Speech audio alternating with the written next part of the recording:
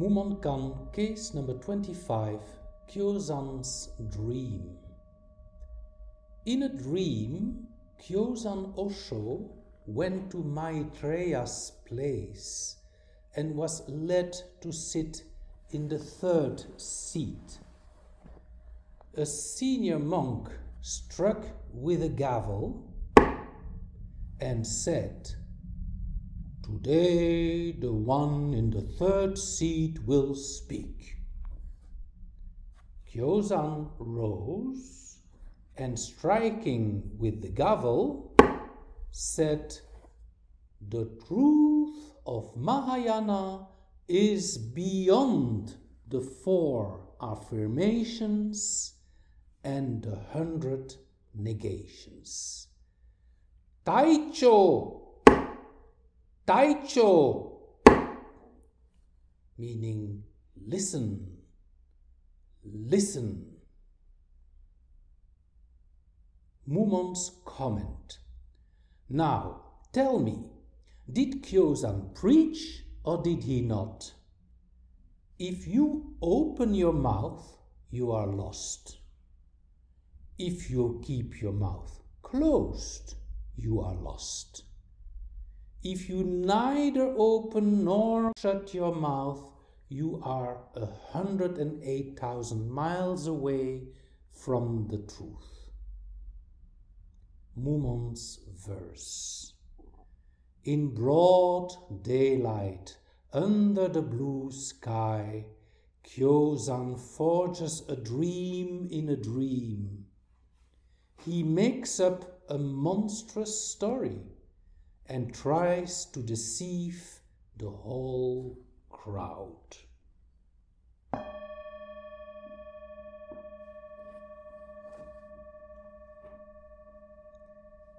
In this case, we have Kyozan Osho. In Chinese, his name is Yan Shan, because let's not forget, after all, that all these sages are from China. And he lived from 814 to 890 AD. We also encounter here Maitreya Buddha. Maitreya Buddha represents the Buddha who will appear in the future. As you know, the historical Buddha is called Gautama Shakyamuni Buddha. He lived 500 before Christ.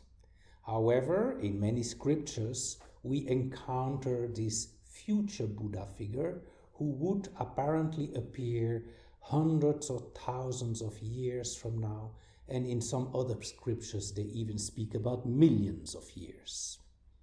So it's not yet for tomorrow. So this case describes quite some theatrical dream. And our friend Kyozan here visits then a place hundreds of thousands of years in the future, in his dream, and is there then asked to sit in the third seat. So you have to know that in any Zen or Buddhist assembly, monks are usually seated in order of seniority. And so if you have Maitreya Buddha sitting in the first seat, sitting in the third seat is already some kind of seniority. So he was sitting there in the third seat, and then the dream continues. A senior guy is getting up and struck his gavel, smack, ahem. Today the guy in the third seat will give a sermon. So you can imagine the surprise effect, but it looks like our friend Kyozan didn't show any uneasiness. He just stood up there and struck his own gavel and started to lecture as follows. The truth of the Mahayana is beyond the 4 affirmation and the 100 negations. Taicho! Taicho! And that was it. Sounds like a very short sermon, huh? But that is often the case in koan studies. Things are usually done with very few words. This, by the way, reminds me another Zen story where we even have a shorter sermon. It's about this place where they're going to have a lecture by a master so-and-so, is from the Zen tradition, who was going to come and who was going to speak about birth and death, and they put posters all over the city. Come and listen to Master so-and-so, who will reveal you the secret about your true nature, etc., etc., etc. So finally the day comes, and there were quite few people. The auditorium got quite full, actually, and they were waiting for this lecture to start. So here you have Master so-and-so coming up to the podium, doing this, and then walk away. Most of the people there were wondering, like, what the hell is going on? Until one of the attendants says, I think that the lecture is over. All these attendants then look in disbelief, and then they start leaving. Some go to the cashier's office. They want their money back because they felt they paid for a real lecture and not just to hear this banging. So this is the story. That's even shorter than what our friend Kyozan did, right? Just a smack. Because the thing is, the presence is in the now. And the now is in this moment. It is just a still point, as short as this. Everything else is just a dream bubble made out of words and thoughts in time and space. I often compare these to balloons.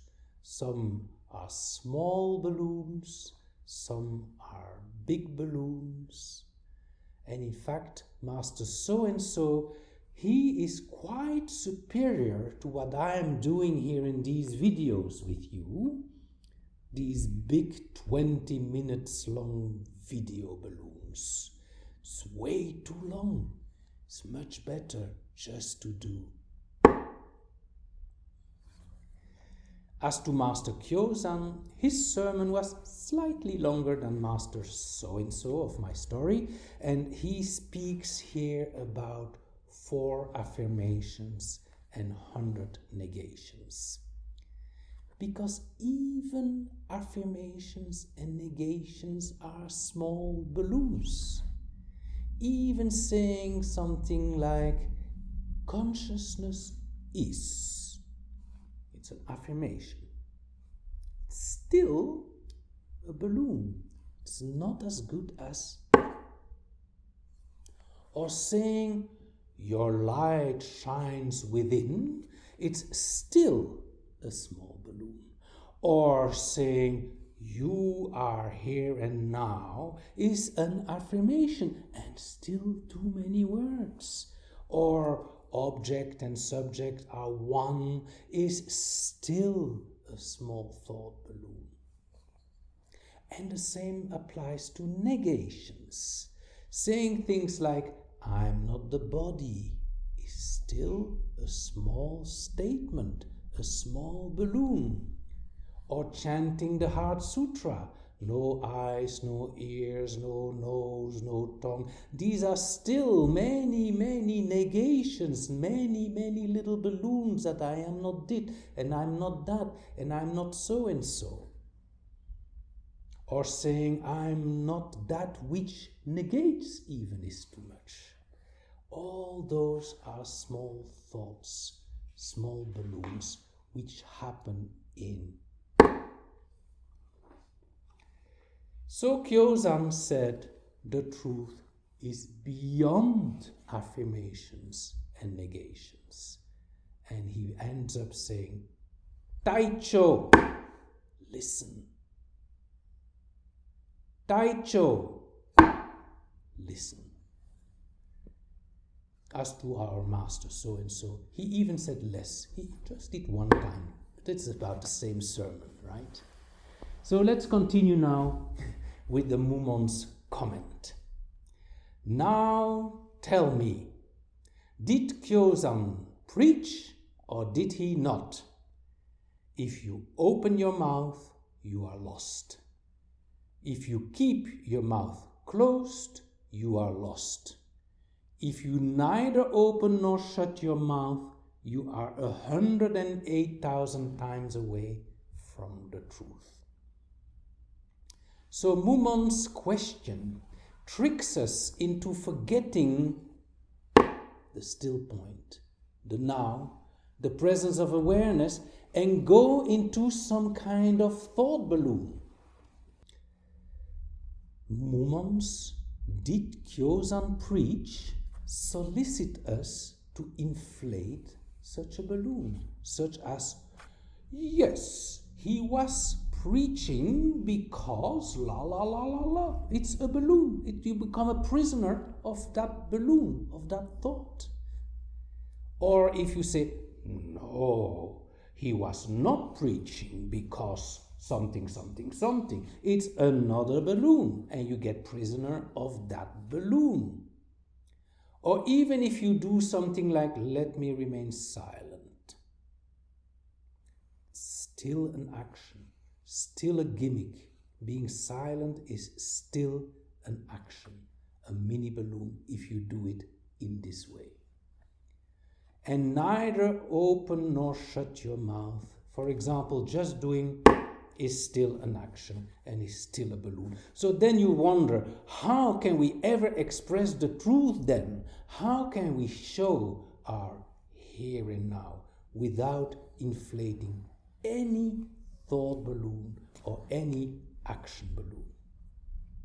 If you happen to visit a Zen master one day and he asks you to show, you may just do whatever comes up at the moment. If it is in the moment, there will be some kind of je ne sais quoi in your action that the master might recognize the here and now, the immediacy of the present moment. We still have Mumon's verse. In broad daylight, under the blue sky, Kyozan forges a dream in a dream. He makes up a monstrous story and tries to deceive the whole crowd.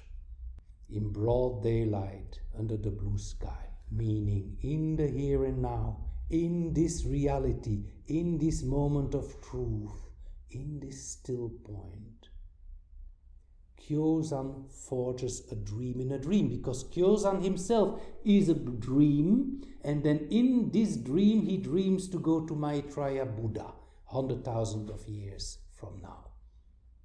So he blows up quite an amazing balloon in time and space, a dream-like fantasy. He makes up a monstrous story. Indeed, a story is just a story, just again a time-space balloon in the here and now. This whole thing is just that. And tries to deceive everybody. Deceives me, deceives you, deceives everybody to start thinking about these things, thinking about right, thinking about wrong, thinking about affirmation, thinking about negation, and it starts inflating all of us, our own little balloons, about that subject, which is just this.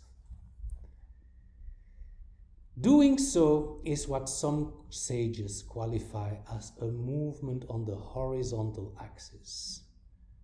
And what we need to do is recognize the vertical axis. Sounds a bit like Christianity with the cross, right? So thanks for listening.